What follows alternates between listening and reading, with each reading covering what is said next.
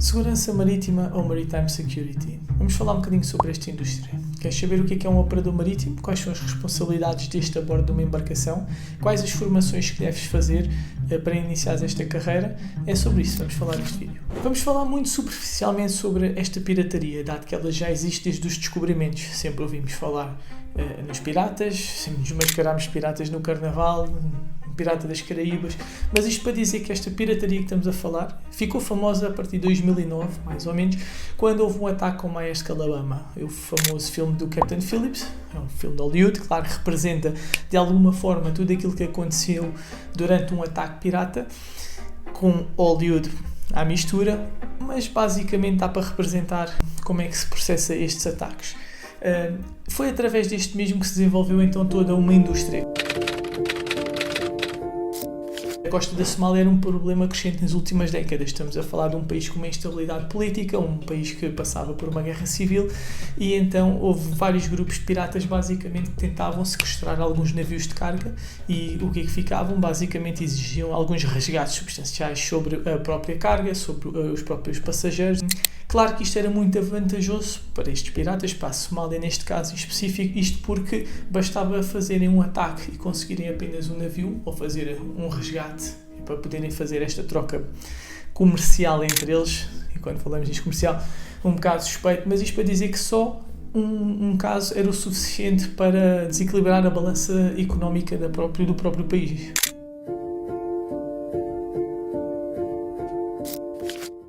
Com a indústria de pirataria assim criada, houve uma necessidade de definir aquilo que chamamos HRA. Esta sigla significa High Risk Area. Basicamente é a área onde existiam mais incidentes. Incidentes estes são os contactos entre os próprios piratas e os navios de marinha mercante. Esta área de risco, High Risk Area, é logo a seguir a quem desce do Mar Vermelho, no Estreito de Bab el-Mandeb, uma zona muito perigosa, e situa-se no Golfo de Aden, basicamente junto às águas da Somália, do Djibouti e do próprio Iémen.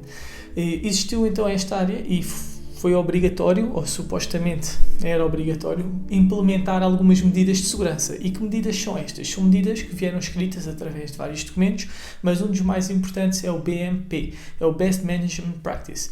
Na minha altura, BMP4, e era aí que existiam então todas as medidas de segurança obrigatórias a passar à área de risco, que tinham de ser implementadas por estes navios de marinha mercante. E o que é que nos diziam a nós? Que se os navios passassem e não fizessem ou não cumprissem com essas medidas, e se sofressem algum ataque pirata, principalmente as companhias de seguro não cobriam a carga, porque quando fossem ver os relatórios do incidente, se não tivéssemos a cumprir as medidas descritas no BMP4, as companhias de seguro não cobrariam então esta parte das cargas. E o que é que estamos a falar destas medidas? Estamos a falar basicamente da colocação do arame farpado à volta de toda a embarcação, a colocação de mangueiras de alta pressão, estamos a falar de criar ou ter a sensibilidade de pôr alguns covers, quando falamos nestes covers numa embarcação.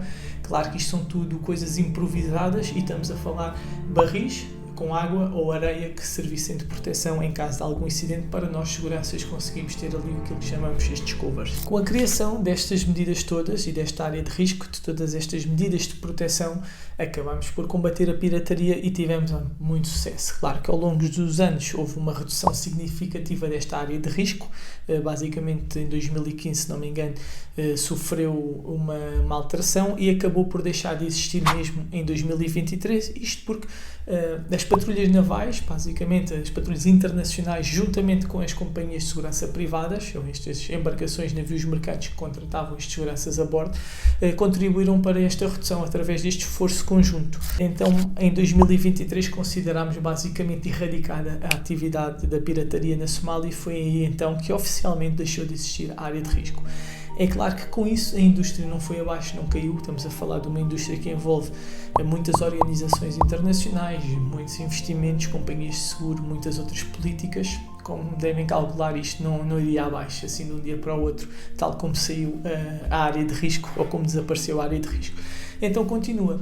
Muitas das vezes nós, operadores de segurança marítima, não andamos só no Oceano Índico, nós andamos só nesta área do Egito para a África do Sul, ou de Moçambique para as Seychelles, ou das Seychelles para a Índia, ou da Índia para os países árabes, ou não fazemos só estes países e muitas das vezes somos também usados para alguns países mais americanos, para a própria Europa e fazemos alguns percursos. Claro que existe então a segurança armada e não armada. Cada vez que vamos para essas áreas, mais na Nigéria, Filipinas e Somália, porque são os países com mais incidências, mais de pirataria, com mais casos, levamos sempre então aquilo que chamamos de segurança armada. Se formos para estes países mais americanos, quando falamos mais americanos, América do Norte, América do Sul ou a própria Europa, chamamos aquilo que se dá o nome por segurança não armada.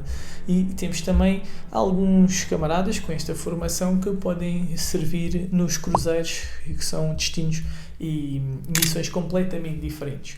Existem vários tipos de navios, só para vocês terem aqui uma noção, uma consciência, e falamos do quê? Dos meus preferidos, que são os containers, porque são muito limpos, são muito fáceis de carregar e descarregar, são muito organizados e têm, por norma, muitas boas condições. Quando falamos de um container, se for da Maersk ou da MSC, são condições perfeitas. E depois temos os bulk carriers. Basicamente são aquelas embarcações muito grandes que têm alguns buracos, que chamamos os buracos, os tais depósitos, em que muitas das vezes transportam areias, milho, ferro em pó, e acabam por ser um bocadinho mais sujos nos portos, mais complicados, exigem algum descarregamento também com umas gruas específicas, o que pode levar a também demorar mais tempo. E existem também os gas tanker, basicamente, só para também ter esta noção, que um dos requisitos era ser não fumador, porque basicamente estamos a transportar gás ou matérias perigosas, que são sensitive cargoes, e existem estes requisitos. Dessas 3 embarcações, fazíamos segurança a todas, e também, já falámos nos cruzeiros, falta falar naqueles que são os iates. Existem os iates, basicamente são navios de luxo, e falamos de navios de algumas pessoas famosas, que poderia também exigir, nesta indústria, alguma formação mais específica. Que cursos é que deves ter para iniciar esta carreira? Muitos que se questionam que tipo de curso, que tipo de formação, qual é a duração, os valores, qual é a importância aqui desta certificação no mercado, que treino é que fazemos a nível de tiro, a nível de sobrevivência. Então, vamos por partes. O curso principal chama-se MSO, Maritime Security Operative. Este é o curso que está dividido em vários módulos, não é só um curso de segurança marítima, são vários módulos onde treinamos o quê? Tudo o que sejam os detalhes do navio, de uma embarcação em si, e falamos o que é o steward, o onboard, o que é a proa. Claro que vamos também trabalhar tudo o que seja acrónimos e ter alguma familiarização com a gíria náutica, aprender algumas palavras como o que é a proa, o que é o deck, o que é a citadela, o que é a ponte, o que são as wings. Okay? Claro que tem aqui uma mistura de português e inglês, mas o curso, por norma, não existe em português, é sempre dado em inglês, que também vamos falar mais à frente da importância do inglês nesta formação. Existem várias academias a ministrar o curso, e estas várias academias praticam diferentes valores e diferentes durações. Por norma, o curso pode ir de 7 dias a 10, 11, 12 dias, e pode ir de valores como os 2.000 a 2.500 euros. Claro que isto varia. Agora, aquilo que é importante, do meu ponto de vista, é vocês procurarem quais são as certificações que vão receber no final. Porque vocês podem vir ter comigo, podemos beber um whisky aqui em casa e falar durante 3 dias sobre o curso, sem parar, sem pausas, sem nada. Claro que vocês vão conseguir perceber tudo o que se trata, perceber a matéria, perceber os procedimentos, perceber todos os acontecimentos, mas no final aquilo que vamos fazer é acabar a garrafa de whisky e não vão ter nenhum certificado na mão.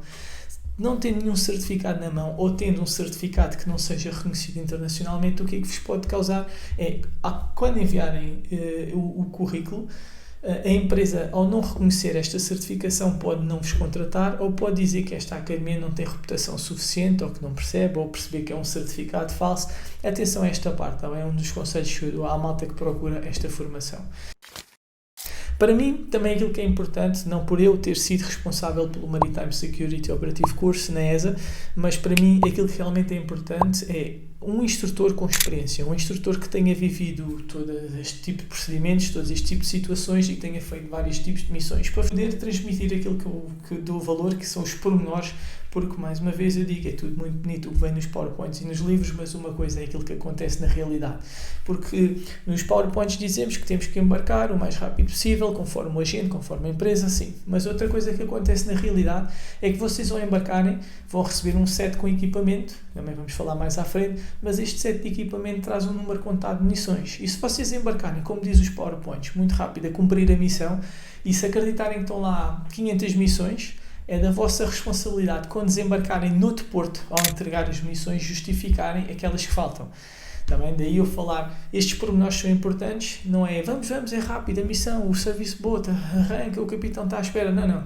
É da vossa responsabilidade, team leaders e operadores, claro, contar o número de missões, contar o número de coletes, contar o número de armas e ver se tudo o que seja número de séries estão a corresponder àquilo que vocês estão a assinar conforme recebem o equipamento, porque mais uma vez é da vossa responsabilidade assumirem esta contabilização e estes números de série quando entregam o material no porto. Outra das coisas que treinamos também é o tiro. Não é um tiro muito prático de Glock, claro, como devem calcular, estamos a falar a tiro de longas distâncias, por norma nestes tipos de cursos é só usado o que nós chamamos de espingardas, estamos a falar da AK-47, estamos a falar da M4, possivelmente da Browning Bar, de uma FN Fall, e são tudo armas de longo alcance, e quando digo longo alcance estamos a falar tiro, tentar dizer esta palavra, efetivo, como é óbvio, tiro efetivo, ali à volta dos 100 a 300 metros. É quase impossível, para não dizer que é impossível, porque estamos a falar o quê? Tiro numa plataforma flutuante para um alvo que está a flutuar 3 vezes mais, está bem? Estamos a falar de um alvo de pequenas dimensões em movimento, por isso o tiro, o treino de tiro neste tipo de formações deve ser tiro de longo alcance, estamos a falar ali 300 metros basicamente, estamos a falar tiro estático, estamos a falar tiro com miras telescópicas, estamos a falar de um tipo de treino que não é 2, 3, 4 dias, daí a extensão do curso e a importância de perceber todos estes mecanismos também. Aquilo que vos é dado no final é um certificado de manuseamento de armas e principalmente das armas que nós apanhamos neste tipo de contratos.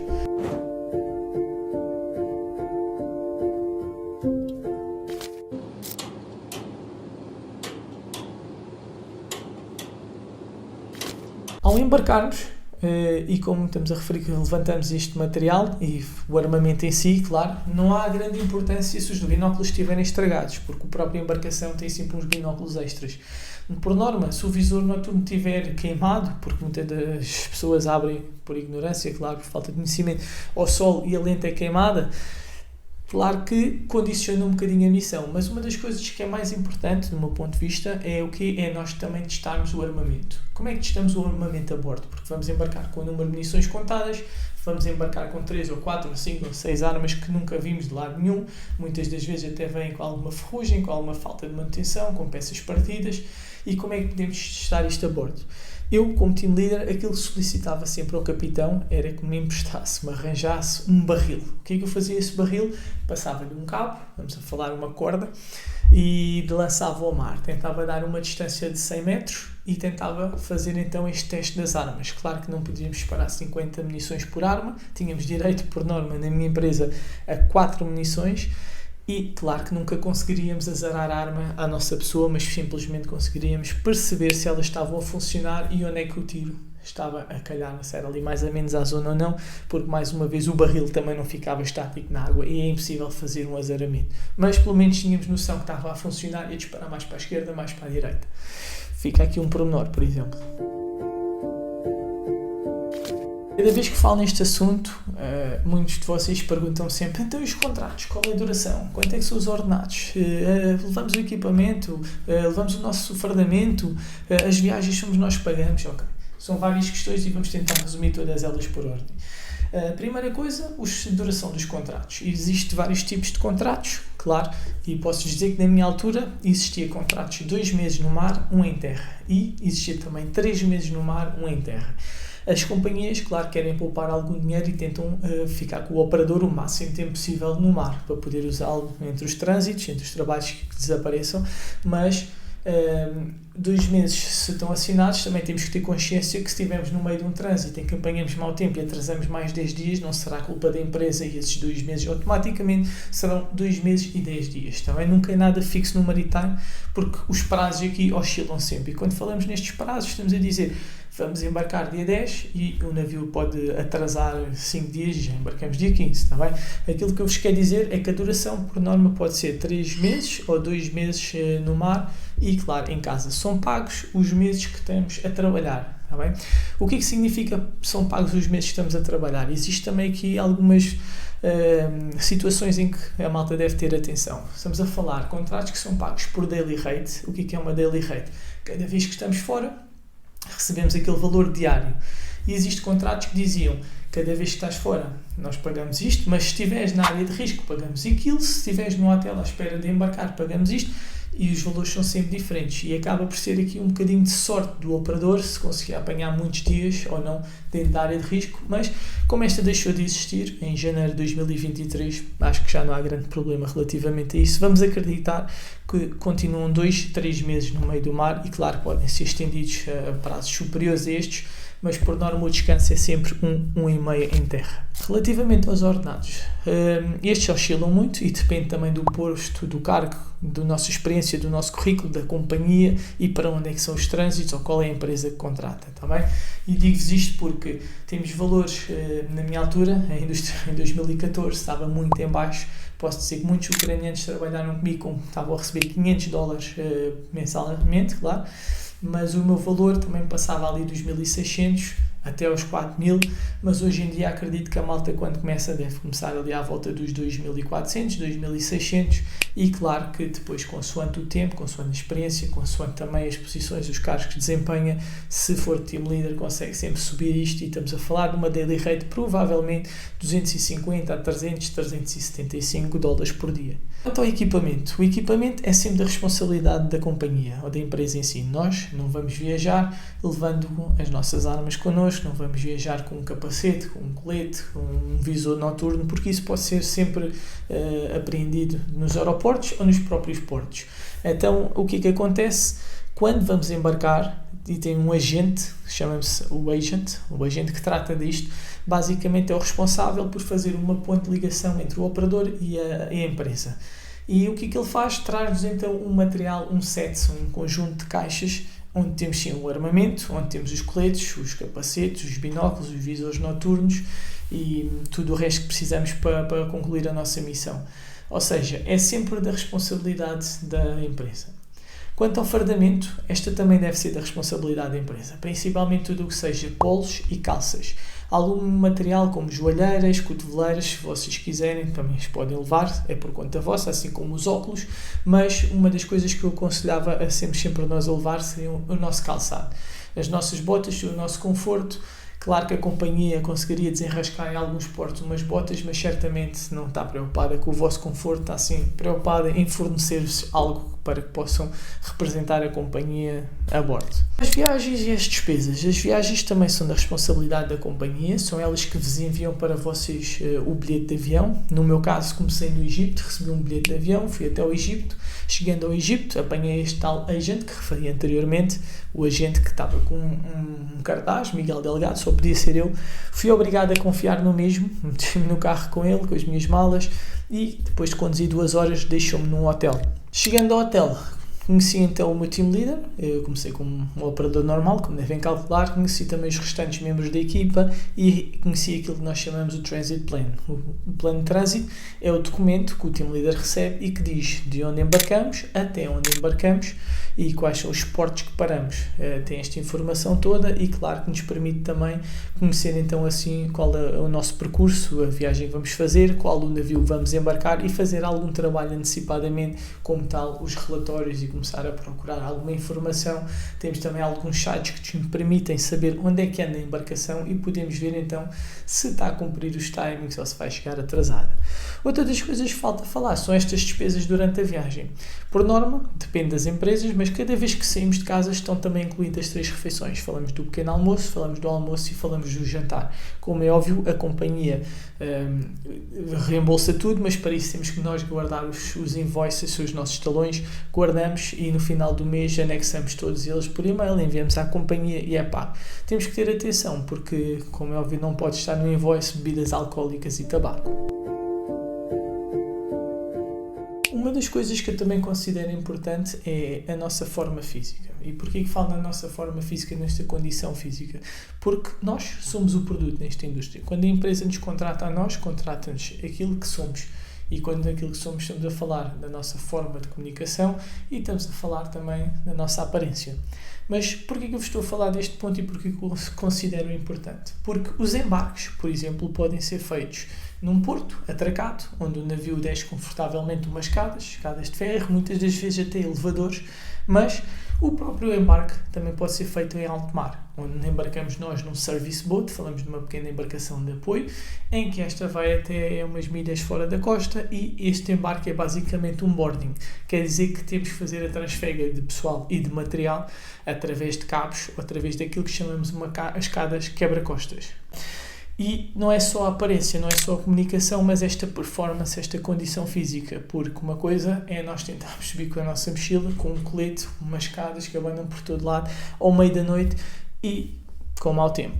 Já me aconteceu a mim, uma das vezes estávamos num floating armory, basicamente é uma escutaria flutuante em que estamos a aguardar por um embarque, por um service boat, e estava muito mau tempo. Estamos a falar, eram cerca de 2 da manhã, julgo, não consigo precisar, mas por volta dessa hora, em que estava a chover muito e as ondas acabavam por entrar dentro da nossa embarcação. Quando chegou o service boat, a primeira coisa que fiz, como team leader, foi questionar a minha equipa se sentiam confortáveis para fazer este embarque. É claro, eu nunca tive problemas com a condição física e sentia-me confortável, mas tinha ali alguns membros que se notavam mais sedentários que eu e que poderiam ter alguma dificuldade. Abri o jogo e disse que aqui não há machismos, não há estas coisas de egos, aquilo que é importante é a nossa segurança e se alguém não se sentisse confortável ficávamos por ali e eu dizia que não reuníamos condições. Todos dissemos que sim, perguntei mais do que 2 vezes, à terceira para mim está feito e subimos. Posso-vos contar que tivemos cerca de 3-4 horas a tentar embarcar e quase já víamos o sol quando chegámos a aproximar a embarcação devido ao mau tempo. Tentávamos e não conseguíamos lá chegar. Comunicações com o navio, pedimos para eles pararem porque não dava de outra forma, isto por norma é feito até em andamento, não dava de outra forma, não conseguimos alcançar o nosso navio-mãe, a nossa embarcação, e este teve que parar e conseguimos então chegar até lá. Quando foi a parte do embarque, como devem calcular, estamos a falar muito mau tempo, chuva, completamente molhados, o equipamento todo, queríamos levar as nossas mochilas às costas, é uma coisa que eu nunca deixei por cabos, porque lá continha, claro, o meu equipamento como computadores, algumas coisas mais pessoais que me faziam falta, e outras que eram sentimentais, então embarcava sempre comigo. E a obrigatoriedade também de usar um colete salva-vidas. A entrevista, por norma, sim, é em inglês, porque é raro haver pessoas como eu em que estejam dentro da indústria e que possam fazer o recrutamento, por isso todas elas falamos em inglês, está bem? É importante para conseguirmos comunicar, claro, com a nossa equipa, com a própria tripulação, a crew do navio onde vamos embarcar. Claro que foi ali uma giga-joga durante a entrevista, porque eu planeei com alguma antecedência e quando sabia que uma das perguntas que me iriam fazer era fale-me um bocado sobre si, como eu já tinha o discurso todo planeado, estruturado e decorado de forma a que não restassem muitas perguntas que eu não pudesse compreender. Mas para vos dizer que quando cheguei a bordo fiz um compromisso para comigo mesmo, que era aquilo que eu queria, principalmente e primariamente desenvolver o inglês. Vamos falar também, por norma, da composição das equipas. Claro que isto varia de empresa para empresa, porque todas elas têm estándares diferentes. Agora, a constituição principal, por norma, existe sempre o team leader, existe sempre um second IC, que é o second in charge, o segundo no comando, existe um combat medical specialist e um operador. Esta, quando a equipa, são 4 elementos, como está aqui, se não, são só os 3 principais. Qual é a diferença de embarcarmos com 3 ou 4 pessoas? A diferença sente-se muitas vezes aquilo que dizemos vai ao pelo. E porquê que vai ao pelo? Do que estamos a falar? Se formos 4 operadores, fazemos 2 turnos de 3 horas por dia, em que fazemos estes turnos na ponte, sempre atentos às comunicações, sempre a chegar a 360, ia dizer 360. E se formos ter apenas 3 operadores, acrescentamos 1 hora a mais a cada turno e acabamos de trabalhar 4 horas na ponte e fazemos 2 turnos, dá 8 horas por dia. Se estiverem interessados, muitas das vezes até indecisos se é uma das áreas pela qual devem optar, eu digo sempre que sim. Provavelmente não é aquela em que ficarão ricos mais rápido, claro que não, mas é uma excelente oportunidade, em primeiro, para conhecer o mundo quase todo. Estamos a falar, passar por muitos continentes, muitos países, estamos a falar navegar em vários oceanos, que é uma experiência brutal. Muitos dos serviços à noite sentimos aquela brisa quente espetacular, em que é tudo escuro e à noite existe uma ocultação de luzes. Conseguimos ver alguns fenómenos espetaculares que não têm preço. Para mim, estamos a falar desde as estrelas cadentes até as baleias, nossa companhia dos golfinhos. Vemos várias coisas que aparecem pelo caminho. Eu tive uma experiência única e brutal em que estava a navegar, só via mar e uma única nuvem à minha frente, e quando passo por ela estava uma chuva brutal, nunca vi isto em lado nenhum, e bastava dar 3 passos para o lado que não chovia, que chovia. Estamos a falar de fenómenos naturais muito bonitos, estamos a falar de uma experiência brutal, estamos a falar também um mundo de contactos, porque ao viajarmos por estes países todos conseguimos absorver um bocadinho toda a cultura, largar o CV em todo o lado que vocês quiserem e também conhecer muitas pessoas, muitas nacionalidades e mais uma vez aumentar a nossa pool de contactos, que é muito importante, até porque grande parte destes meus amigos que largaram a pirataria, estamos a falar na parte no ano 2014, 2015, 16, muitos deles ingressaram na área do CPO, do Close Protection, e hoje em dia fazem segurança a altas entidades, fazem segurança a pessoas muito famosas. Ou seja, basicamente criamos estes contactos, vivenciamos estas experiências, para mim não têm preço e, claro, ganhamos dinheiro a fazer isto tudo. Por isso, não deixa de ser uma boa oportunidade. Arrisquem, vale a pena. Chegamos assim ao final de mais um vídeo. Também aqui o objetivo não é ser um vídeo pomposo, um grande youtuber, porque nenhum de nós tem grandes formações de edições ou de comunicação neste sentido de redes sociais, mas é sim para fazer aqui o esclarecimento de dúvidas, está bem? A pedido de várias pessoas que me perguntam nas redes sociais e fazem alguma abordagem quando estão nos cursos, como é que funciona, como é que não é, pedem para contar histórias. O principal objetivo é passar um bocadinho de informação, motivar-vos e dizer que estamos aqui para tirar qualquer questão que vocês têm, tem aqui os nossos contactos, as nossas redes sociais e aquilo que tudo precisarem. Se quiserem mais histórias, mais informações, é só entrarem em contacto e fazer aqui o seguimento do nosso canal. Obrigado!